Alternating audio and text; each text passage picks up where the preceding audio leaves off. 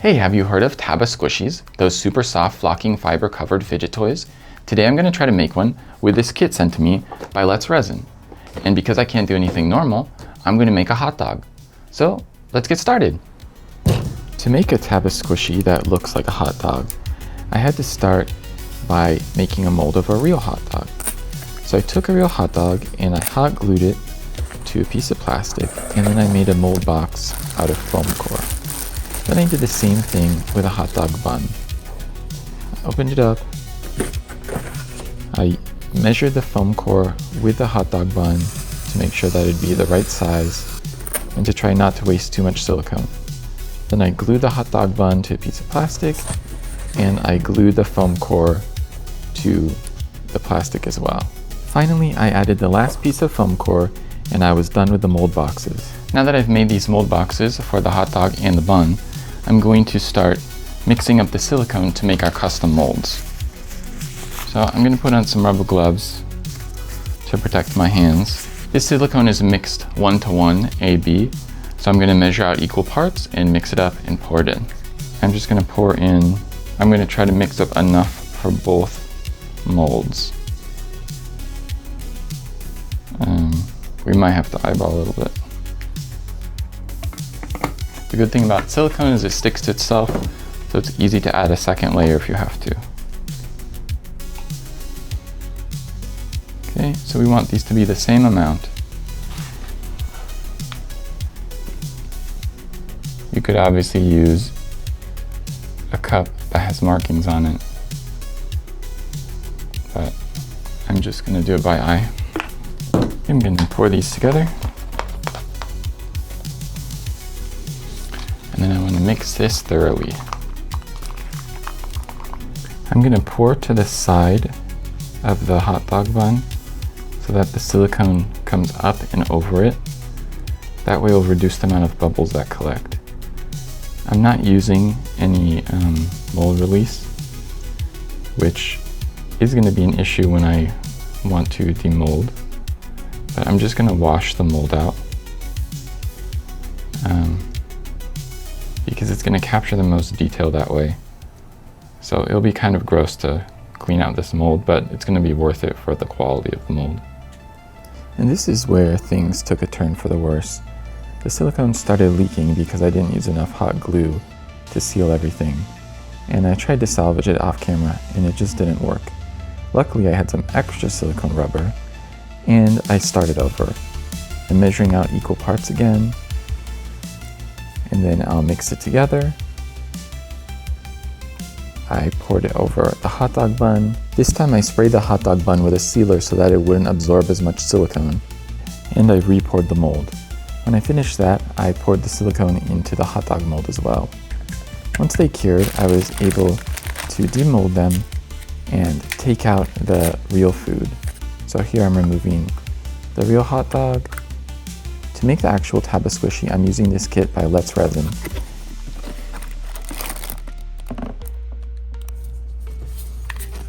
It's silicone rubber, so I need to make sure that I put mold release on the mold. Here I'm just using Vaseline.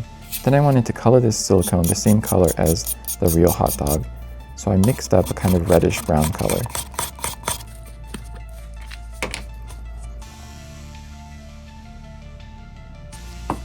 I mixed together the two parts of the silicone and then poured it into the mold.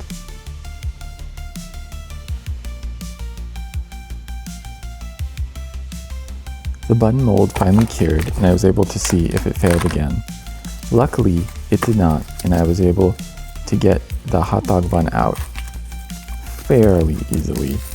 I still had to clean it thoroughly because some of the bread got stuck into the silicone.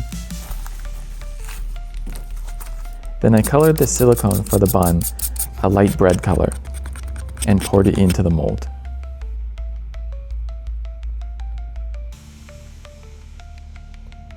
Now that the castings have cured, I need to demold it, and the best way to do that is by covering it in flocking fiber because this kind of silicone is super sticky. So I'm going to mix up custom flocking fiber that matches the hot dog color and the bun color that I want. And Always remember your safety. I'm gonna put on this respirator because flocking fibers are super small and you don't wanna breathe them in.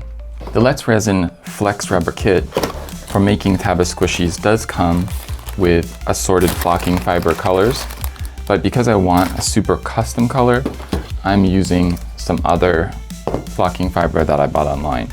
So I'm gonna mix these up to have the perfect color of a bun and a hot dog. So I'm gonna start with this beige.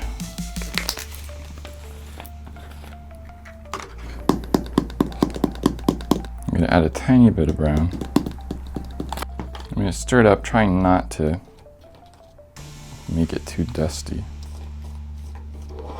I added some other colors as well to try to really get that cooked bun color.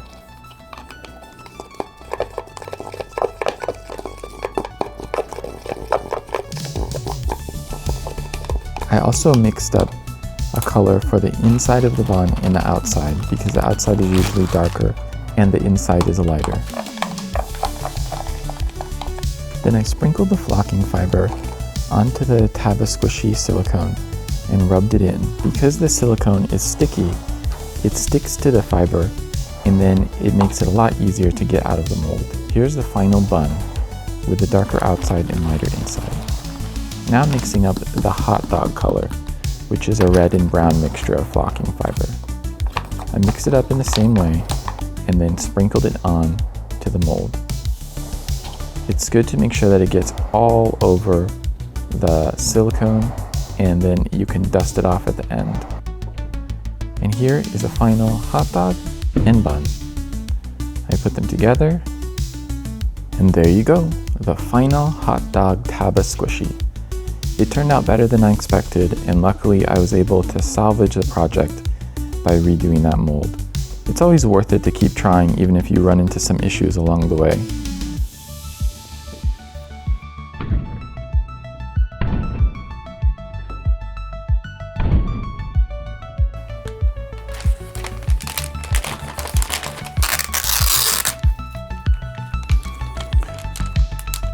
So usually Taba Squishies are put in a bag so that you don't get the flocking fiber all over your hands when you play with them. So I put this in a little bag. You can see how squishy it is. And there you go, the final Taba Squishy. Super satisfying to squish. Let me know in the comments below what you would have made if you had this Flex Rubber Taba Squishy kit, which you can buy in a link below. Thank you so much for watching, and don't forget to go out and make something weird.